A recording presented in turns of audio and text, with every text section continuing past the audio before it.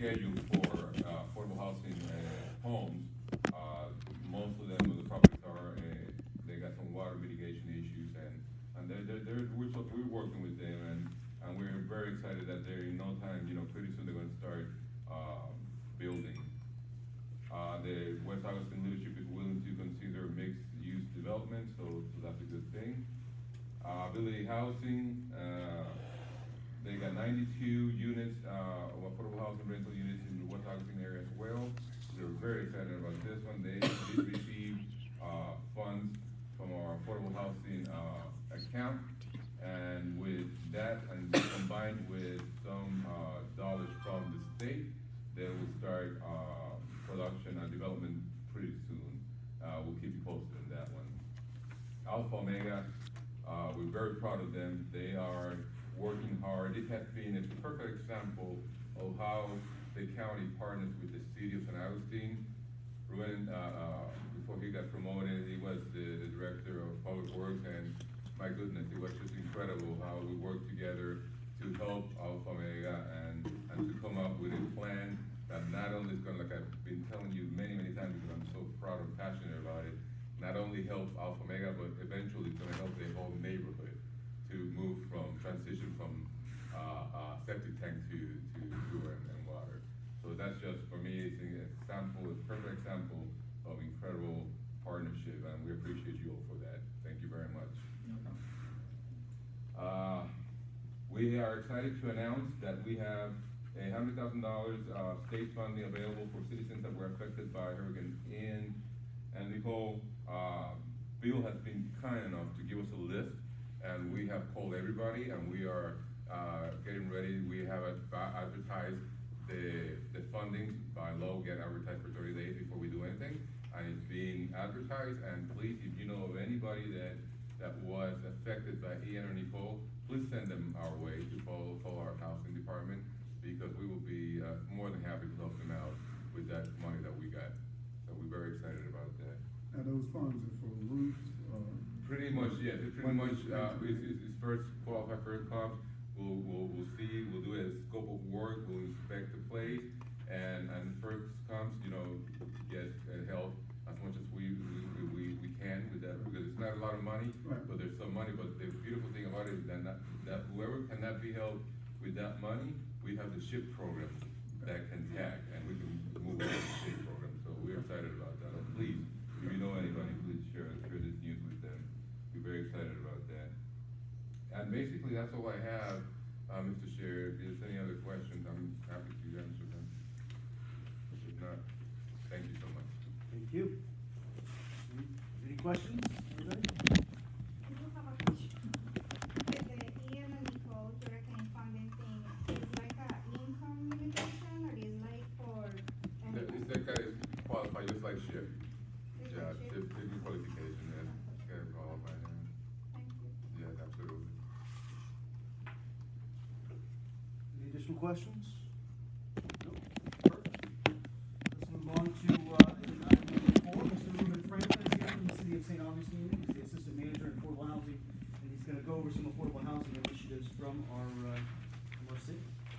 All is yours. Thank you, Mr. Chair.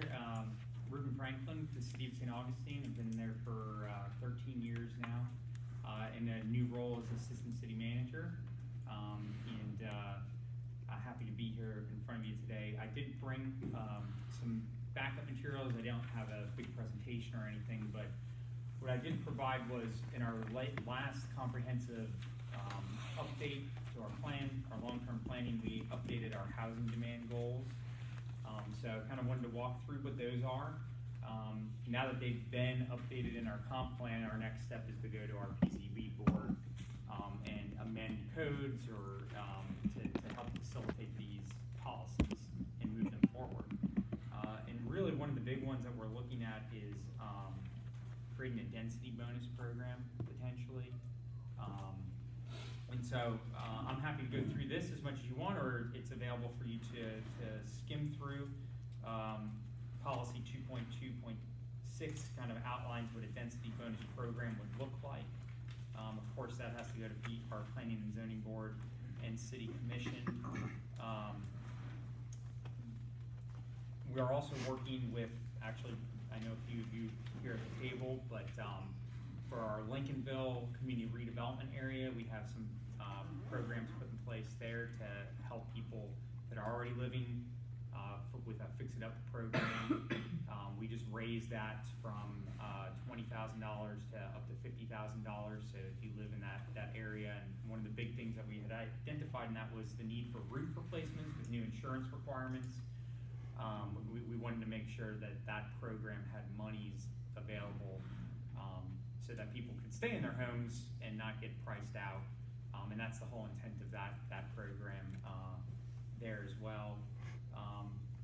One of the practical things we've done, since we didn't have a density bonus program yet, actually right across the street here at the Flagler Crossing development, they came in for a rezoning for their last phase. We actually allowed them to increase their density but it was a development agreement with the city commission where they came in, they were allowed to increase density, but they have to provide 50 units that are at or below 85% of St. Johns County's AMI. So we're expecting those units to come online in 2025 based on the developer's projections. And your agreement with them was it's in perpetuity. And it's in That's huge. perpetuity. Yeah. So they have to provide that for the duration of the existence of the project. So that was, if you go back and you watch the commission meetings, there was a lot of back and forth and negotiating on that. But the next phase, there's 180 units, and of that, 50 of those units are going to be designated for the 85% or below the AMI. So again, nothing happens fast. We're looking at 2020, early 2025 before they're available for the market. But that was a practical thing that we have done. The other big thing that we did do is we did look at what properties the city owned to maybe get into facilitating, providing the land and having an affordable housing development occur on that property. We held a public charrette for 450 North Holmes Boulevard, which is actually in the county, but it's a 80-acre parcel that the city owns. We currently use it as a laydown area. And that's what the final concept is of that charrette with a company that we had was a conceptual site plan that would be up to 400 units. The next steps here were to actually get through the DRC review with the county because it does require zoning changes. So it's a long-term project, but it is something that our city commission has asked us to move forward with. So we're looking at upwards of potentially 400 units. But again, there's a lot of unknowns there. So we're taking it one step at a time and moving that forward. From a utility perspective, because we get into a lot of our utility service area for water and sewer extends out into the county. So as Roberto was talking about with Alpha Omega House, a lot of times we can sit down and if we don't have any language in our utilities for relief of like impact fees or flow-based fees, but if we can sit down and come up with there's a greater public benefit than just the development itself is serving. For instance, we can extend utilities by running this line out there. We can hook up all these other different people. Then we can enter a cost share agreement where we can split the cost of the extension of those utilities. So we did that with Alpha Omega House. They came and we entered a cost share agreement with them. They're under construction. We have Habitat for Humanity's next development. We're about to bring a cost share agreement to the city and what that hinges on, for instance, with Alpha Omega House was they have to build a new lift station for sanitary sewer. Well, that lift station can serve a much larger portion, so by entering a cost share agreement with them, we're helping lighten their burden of something they were already going to have to build, but then that allows us then to tease up the city to expand that gravity sewer and do a bunch of septic to sewer conversions in the area in the future as well.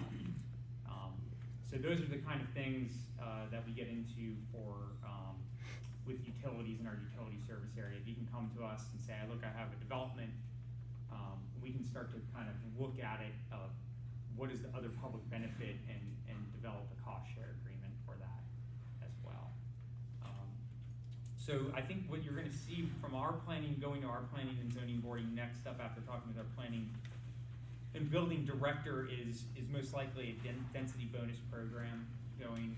We also have contemplated, and we did air this, it didn't go anywhere a couple years ago, but to look at what we can do with allowing additions to houses or above garage apartments, to provide some additional rental units in the city as well.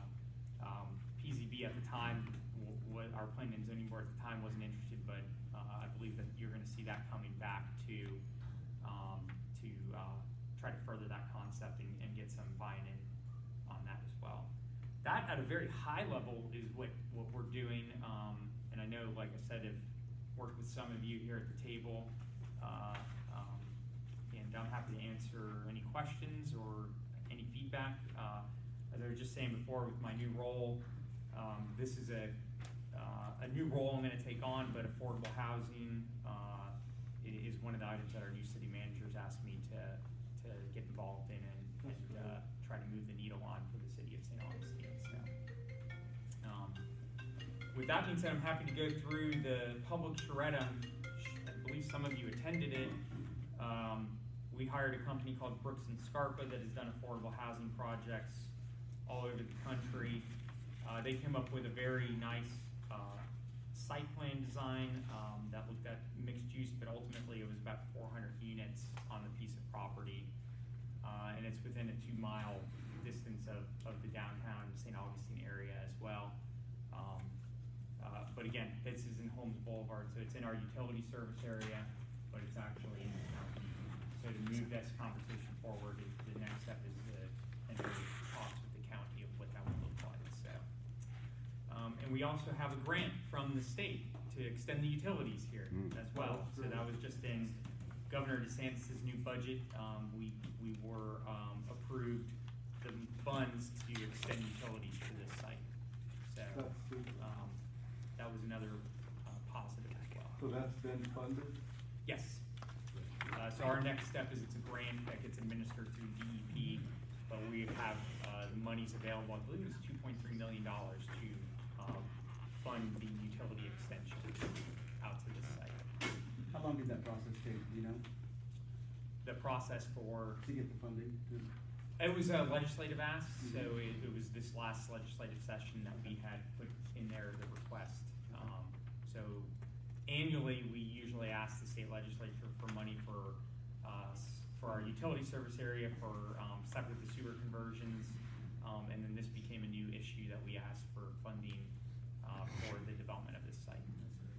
And that's actually the third funding I think we've gotten in St. Johns County in the last 2 years, because Alpha Omega got $2.3 million last year. Home Again St. John's got $3 million this year for their new place, and then this funding, I mean, that's huge. And it really kind of speeds things up as opposed to trying to do it incrementally, so. Can you tell us a little bit about what y'all's plans are for water and sewer? John, before he left, had talked to me about, you've got like $10.5 million worth of water and sewer plans? In the West Augustine area? Yes. So the plan there is we actually have $4 million project going into construction, or getting ready to go out on the street for bidding, and that's Pearl Street area. Mm-hmm. So we're gonna run gravity sewer up and down Pearl Street and kind of branching out into all the adjacent streets. And that project's about $4 million that we have the funding for, that is going out on the street to bid. We currently have West 3rd Street extension. I think that's about 20 to 25 residents that will be converted over. I think that's $1.8 million project. And then the next step is for us, for our utility service area, is to finish a master plan. The master plan, which we'll engage with St. Johns County on, kind of is the next roadmap to that big ask, which is once we identify a new area with a new lift station, we're gonna go and ask the state for that $10 to $15 million ask to build out the infrastructure that are on septic, to sewer, at no cost to them. The only thing that they have to do is they will have a monthly sewer bill, but, we cover the flow-based fees, the connection charges, and the infrastructure with that. So we've been pretty successful at that, but the next big step is to finish the master plan, which has been delayed,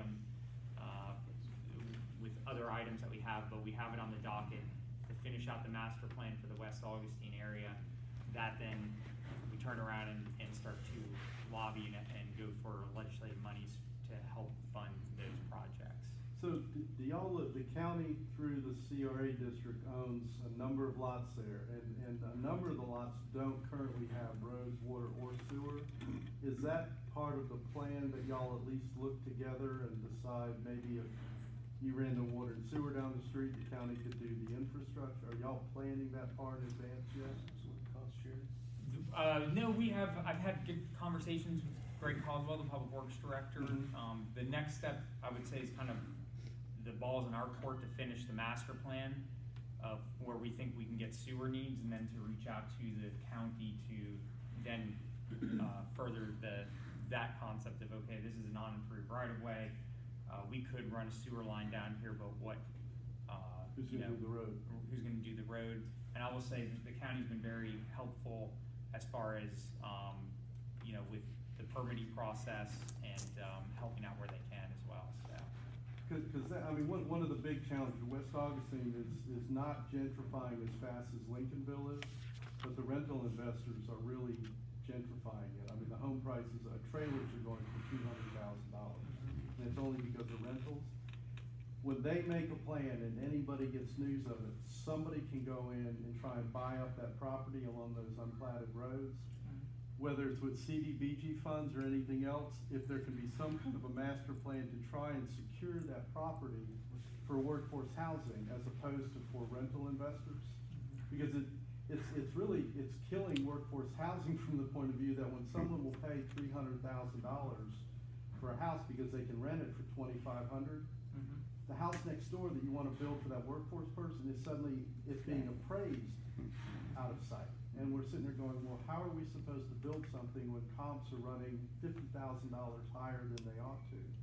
So if there's any way to look at acquiring property along those, looking at the, you know, the kind of thing, cause that's essentially what the county did with the whole property on the east side of Volusia, Crawford Park and all of that 20 years ago, is that county did the plan, they bought the land and then they did the planning and the engineering and the infrastructure. And then they released those lots to private builders and to Habitat to build homes for home ownership, which was really, it's the biggest thing we've done in years around here. Along those same lines, Bill, a lot of, we just got back from the state Alpha conference, so, which is all the local HFAs around the state. So, a lot of counties are donating those type of lots to HFAs, to, like you said, different organizations that can use that for affordable workforce housing. So, it's definitely worth looking into. I mean, it's one of the things in the like local art thing that they're kind of like asking all the counties to just look into those lands that they have and to work with.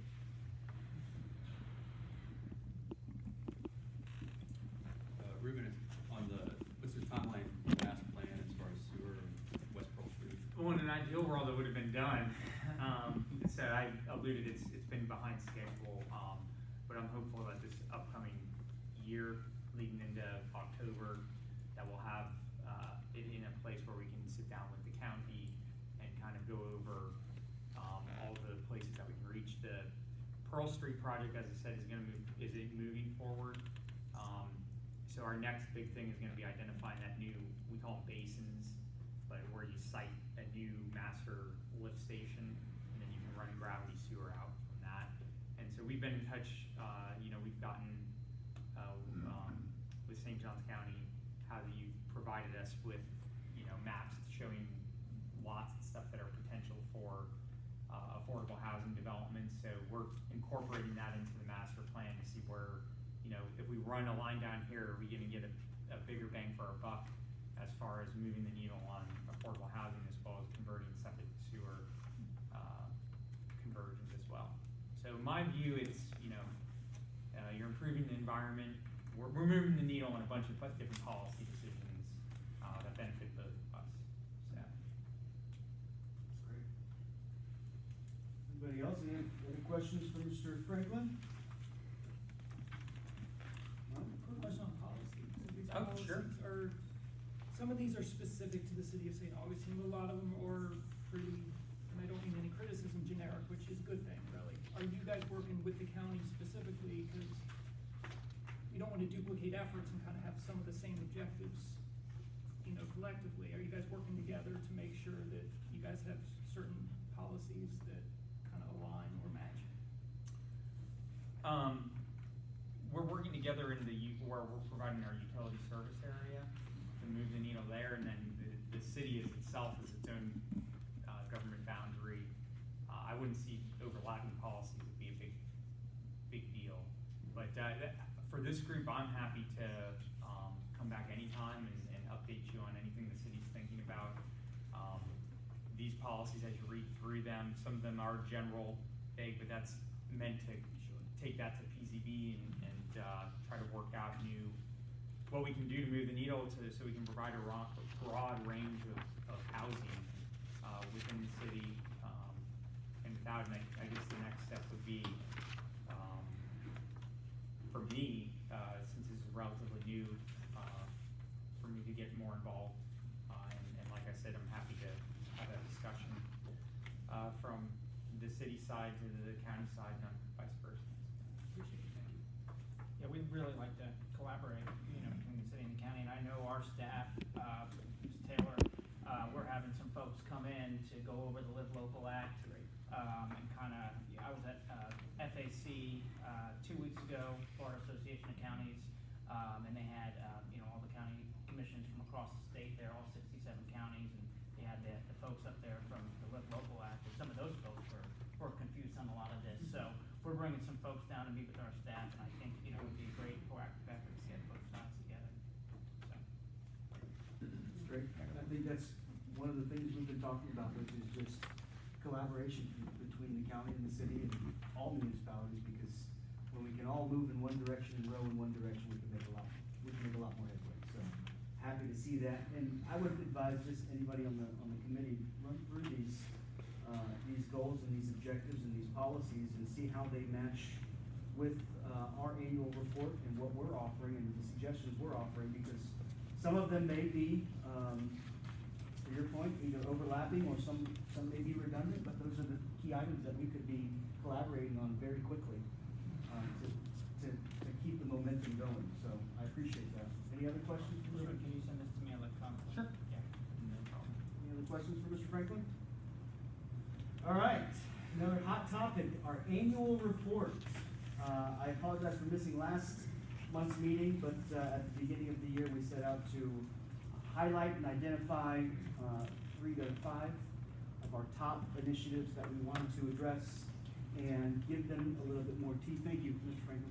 Give them a little bit more teeth and then hopefully provide some examples and or, you know, better explained opportunities for our county commission to look at and really see plans and how they can implement some of these.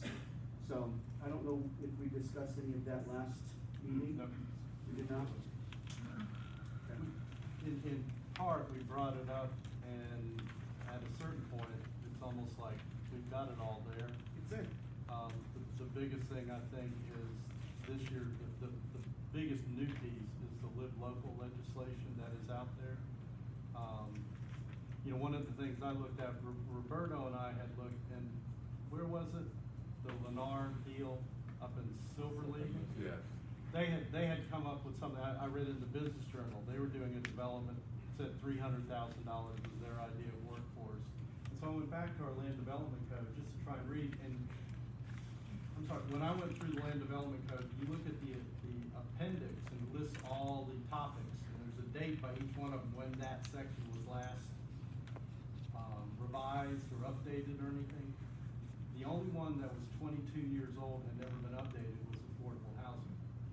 And the one thing in there, there's a one-pager that the county used years ago to define something as affordable housing, which says you'll get expedited permitting and blah, blah. it doesn't make sense now. You know, I thought we ought to pull that up and look at that, because that, when I talked to development staff, I'd asked Amy about it, and she said, well, we're going through all of that right now. And I think that's the biggest challenge. Right now, what we've got is, when you have a developer, if they go look, or if their land planner goes to look at that code, they're just gonna go lobby the commissioners, because it doesn't really make sense in terms of today's opportunities, much less where the live local bill might end up. So I think, you know, anything that we could do to sort of add some clarity for the staff about how we might define it, or incentives, because all the incentives that we're talking about are if you do affordable housing. And that the starting point for that is it really affordable? You know, the chamber's got a discussion, they've had, who is it, it's Flagler, Drummond, the school district, and the sheriffs that are saying, we're concerned about affordable, and when you listen to their report, it's mostly those folks who are in the 80 to 120% income bracket, but they're not talking about income, they're talking about, the developers keep using words, they're professional, they're special, they're essential, whatever it might be. But when you start looking at the workforce that's part of our hospitality industry and everyone else who's under the 80%, that's kind of that's missing. And I think somehow if that piece of paper, if that incentive was, you get more incentives if you can figure out how to hit, you know, like with the tax credit programs, you hit the lower percent. That's what Ability Housing got. Took them 4 or 5 years to win, but they're helping people at 60 and even at 30% AMI. So I mean, that's huge, but that's literally what it takes to get them down to those levels. So I don't know if looking at that, because I mean, I just feel like at a certain point we can move the incentives around all we want. We know they're there. We want them all to fit in, and more they're getting incorporated into some of these different development orders that come out that are more, it's almost like they're more project specific. It's easier to technically say, we'll do this when you're looking at a map of something than to say it in theory. So I don't know if we looked at that, could we bring some light to what determines affordable housing so that you do get, you know, because a lot of the workforce housing, the zoning district overlay and everything, doesn't really help if you're a small builder trying to do something on 5 or 6 lots.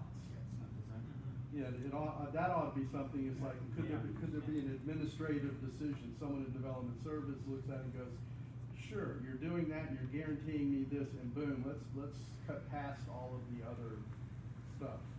And I say that because I have a particular project I want to show you in West Augustine that is just that. But it's, so I think somehow if we could do something like that, it would add some clarity to what is affordable housing.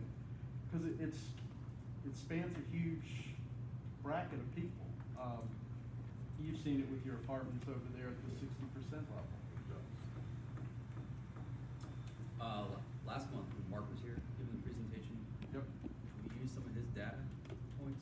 Yeah, they were gonna send that to us. but- I have reached out to him twice. Okay. Unfortunately, he has not responded. Orville is gonna help me with that. He's in contact with him. So we're gonna get the report. That's fantastic. Yes, That we did, information was he is. outstanding. Yeah. Outstanding. Because those numbers definitely like pinpoint Yeah. that Right. versus 50% or 60. Right. Yeah, I think that's, if you don't talk about that, if you talk about that, you start to get more of the employers buying into, okay, so how do we help?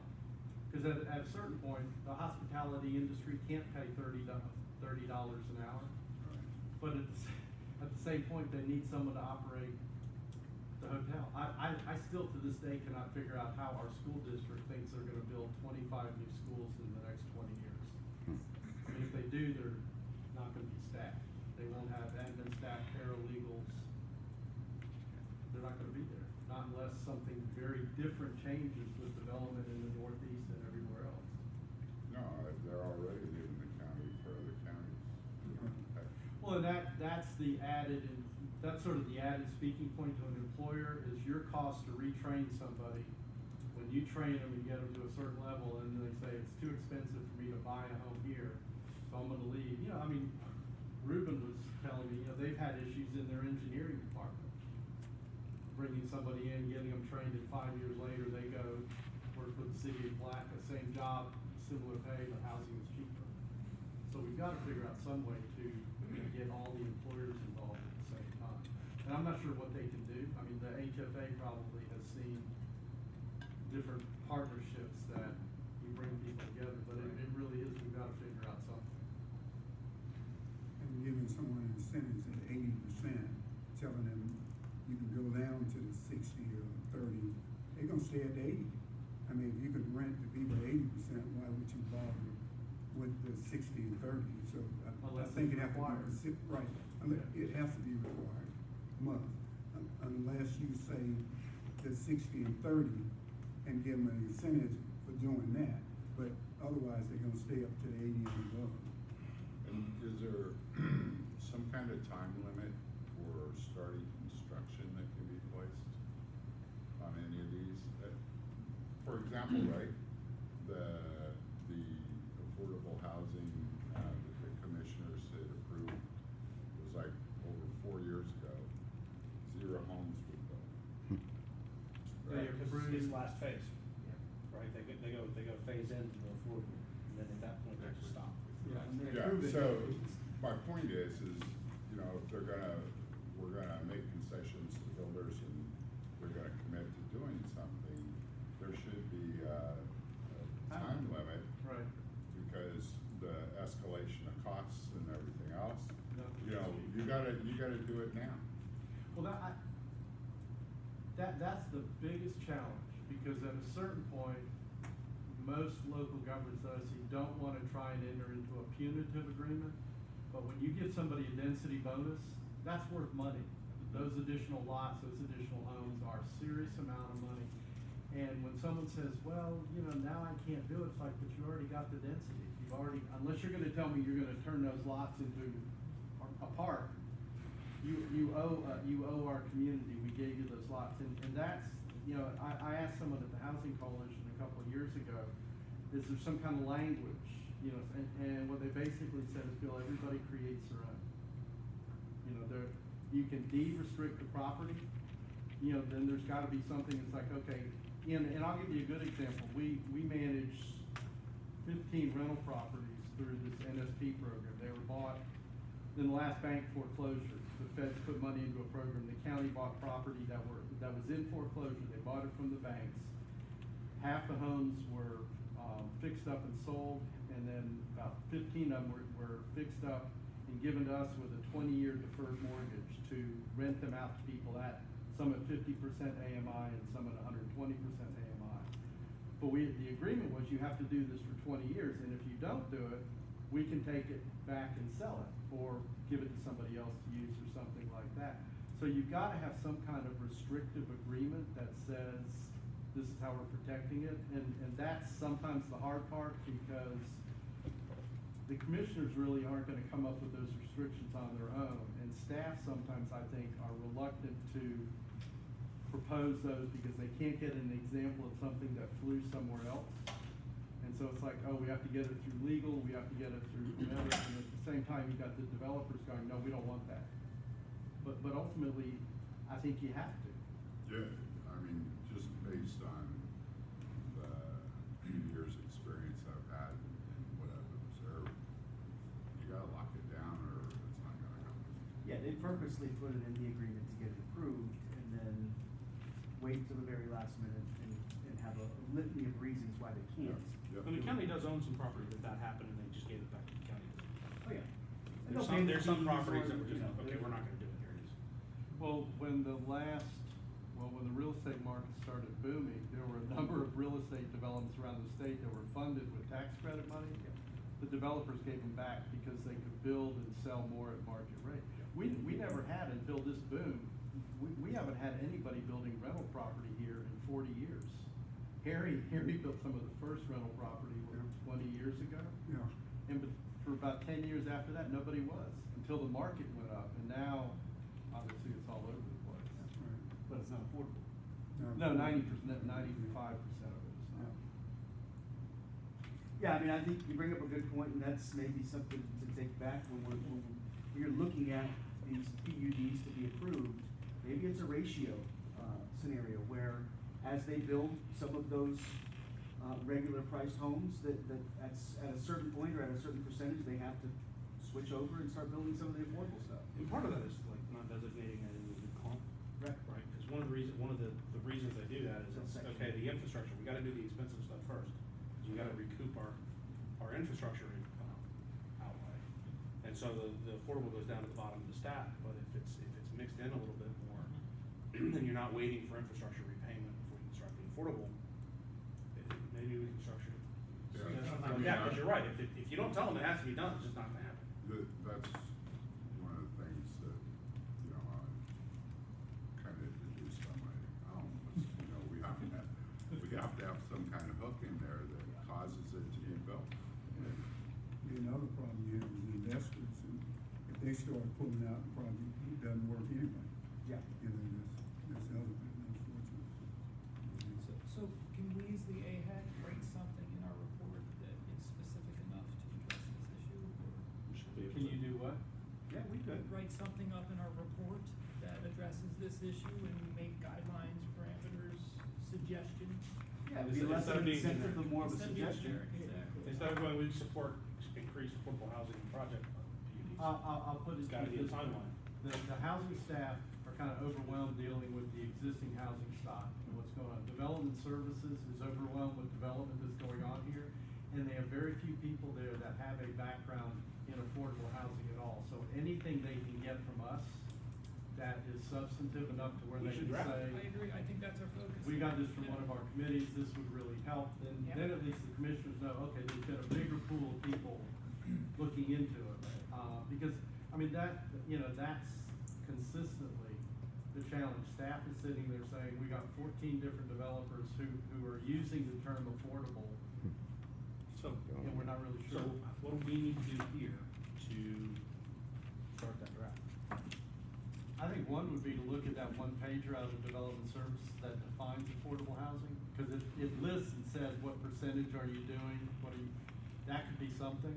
And then, you know, I'll ask the Housing Coalition if anybody's got anything else. You might ask, what's his name, Mark Hendrickson? If there's a They might template we have. can find where somebody else has done this, Right. that would help us. Or, Let's not yeah, and reinvent if the we wheel. can't, then we should just take Just a make it. first swag at it, right? Is that something we do here, or is it form a subgroup to? I don't think we have to form a subgroup. I think for the most part, we make a commitment to do it at this meeting and come to the next meeting with having reviewed the development services one pager that Bill is suggesting, doing some research on, other municipalities that may be holding the developers to those standards, and then we work on trying to write something next. If we can't find something that we like, then we work on writing something, at least starting it at It's the not next having meeting. to reinvent the wheel. Well, that's my point, if it's there, great, let's expand, if not, then we just have to bite the bullet and write it. Mr. Chair, I think that Amy Ring is an incredible asset to this plan, so if you want me, Yeah. I'll give her a call. Please. And let her know that you all are trying to get this language in some kind of, you know. And you might ask them, she said they're revising the affordable They are. section now. Yeah. So can we see what they're doing? I mean, it's almost easier for us to comment on something that's in the works. Along But with also brings us back to a whatever else very we narrow can. focused presentation that is actionable rather than Correct. 50 on action items. The incentives are there. To Bill's point, we've been fine tuning these incentives for a long time. Some of them have been implemented and some of them have been successful in sprouting new affordable housing developments and working towards curbing that issue, but we all agreed at the beginning of the year, we need to find some actual impactful things that we can present, because the incentives are there, now it's time. No more than to show three, it. and if we can do one, that's even better. Agreed. And would I'd like that to do be- more than one. I know, but Yes. I'd But rather at do least one one. than But no everything more than that's five. generic. And would that be our annual report, or is this something separate?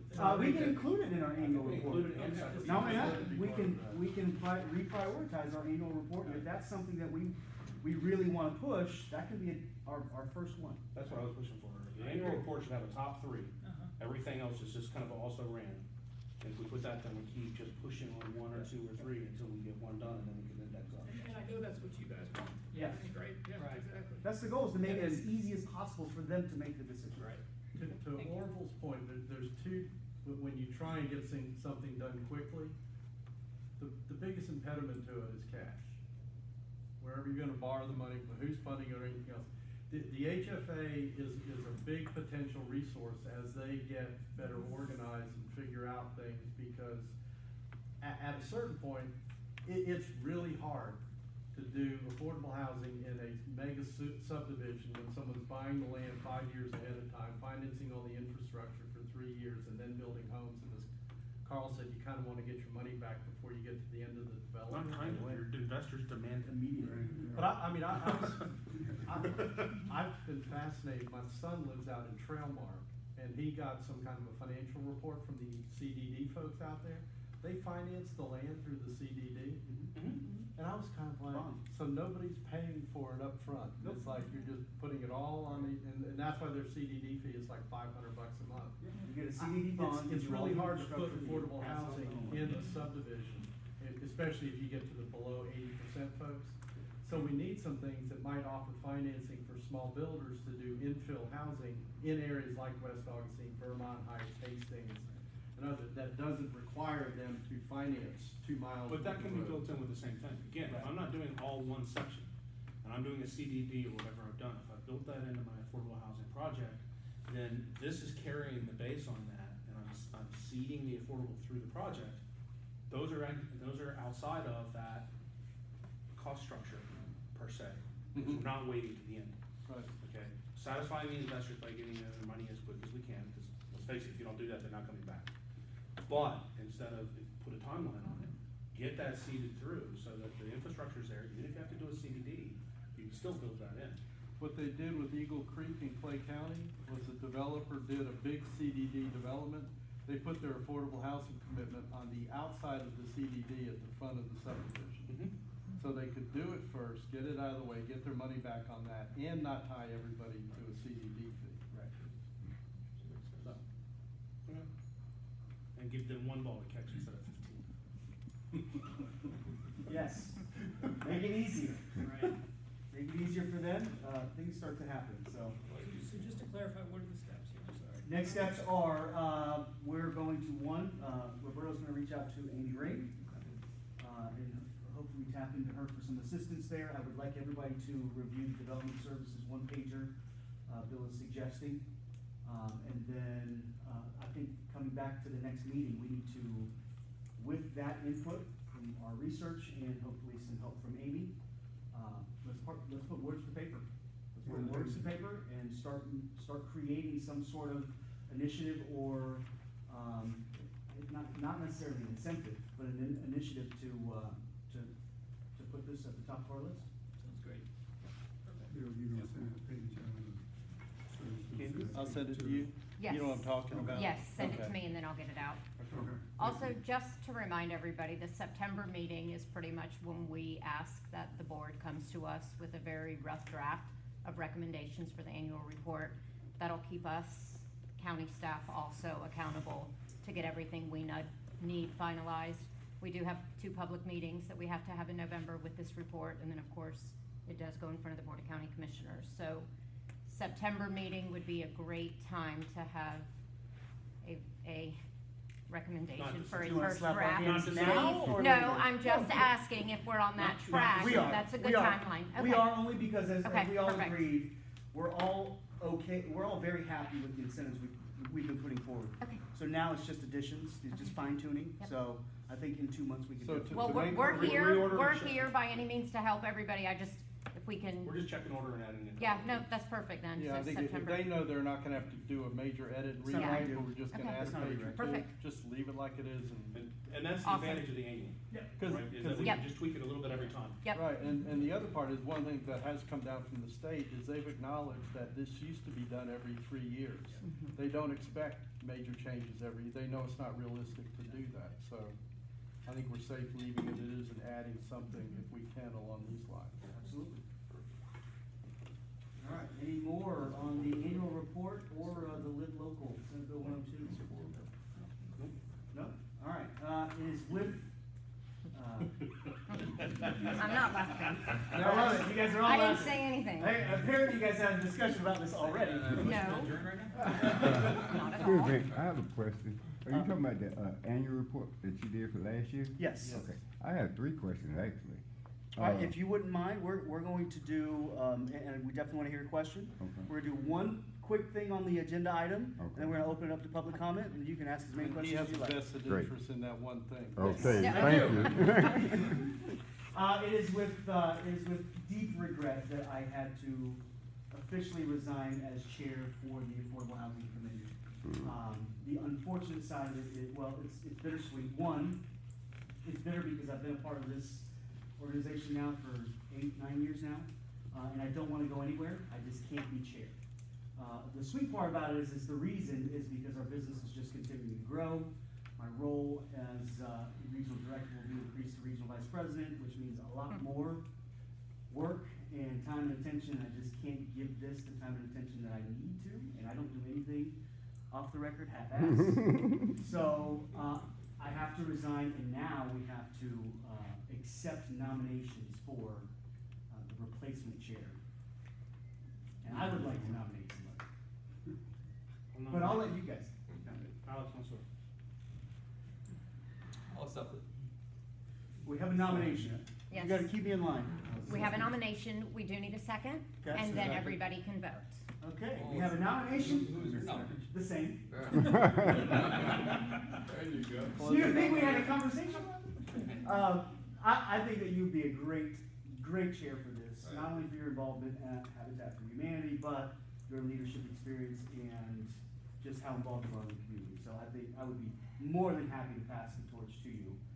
We have a recommendation and a second. Let's call for a vote. All in favor? Aye. Any opposed? Motion carries. You have a new chair. Good I'm job. taking my nameplate. You're not, you're handing it over. I'm taking my nameplate. Get me a new one. You been afraid? Steve, thank you for your service. We admire you and respect you, and we think that you're the greatest, and thank you for all you did. I appreciate it, and again, it was a lot of deliberation, I thought about it at the beginning of the year, thought I could get it through, and honestly, our business is just growing to a point where I cannot give this the time and attention it deserves, so I can't do that to you guys or our community. Thank you.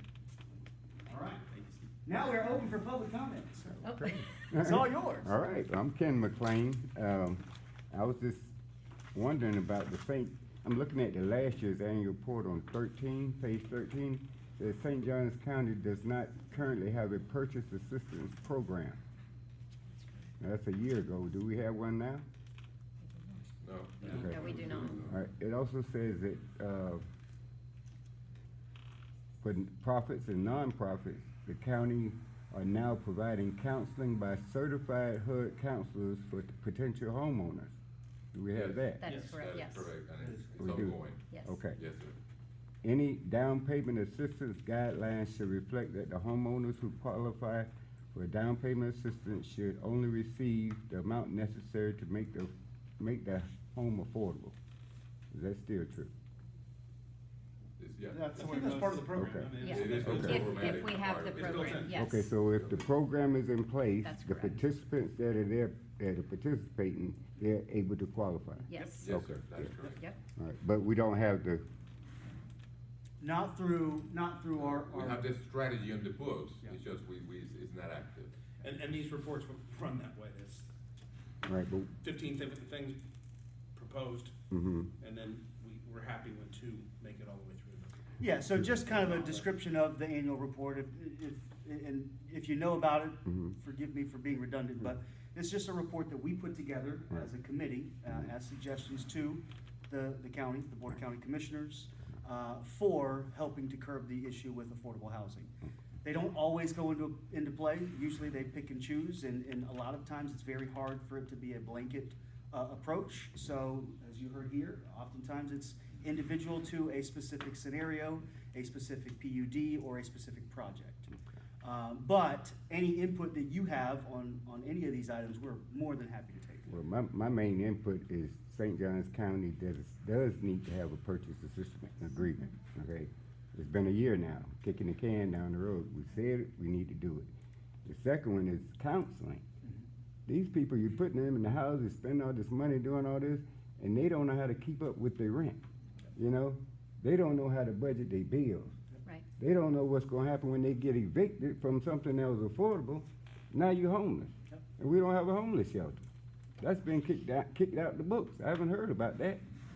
Where's the homeless shelter? What's gonna happen when we have a next hurricane? All these people gonna die or what? You know, so these are my concerns there. You know, the people that can't be in these meetings, they can't say the things that need to happen. So if, we could look at that on those three things and make sure they got some teeth to them. Okay. For when we come up next year, I think we can make this thing happen. Perfect, I appreciate that. Let's run through those three things again. The purchase assistance program, Mm-hmm. next one. The certified HUD counselor, That's in play. We have that. okay. But we The need, one we don't have is that purchase assistance program. we also need more. Well, yeah, we always need more. The credit counselor is overwhelmed. She'll Yeah. tell you now, she's booking people 2 and 3 months So out. yeah, I'd highlight that. And then the the down third. payment assistance. Down payment assistance. Mr. McLean. Yes, sir. One thing the county and builders has done, prime example, San Marco Heights. Right, I've They been by do there. have a shelter there to offset, and I think the other two does as well, the one is still, being built. So that's. So the community some type center of- is yes. offset? Yes. Cause I went through there. So Yeah. the community center is offset for, Yeah, okay, it will be Yes. one of the shelters. okay. And admitting we're not near where we need to be. No, Yeah, I mean, we- but we I know. appreciate your We got input. 650 students that are going to school Mhm. that don't have nowhere to go. That's right. Right. I mean, our county residents that are trying to educate themselves don't have a place to stay because of, you know, family problems, their gender, whatever, you know. They out here sleeping in the woods but getting up going to school. You got people sleeping in cars. You know, that's ridiculous for one of the richest counties in St. John, in the state of Florida. We have workers doing the same thing. I have friends that pick up some of their employees Yeah, on 207. that's crazy. But Mr. McLean, on the other side of that, we appreciate you 100%, but the other side of that,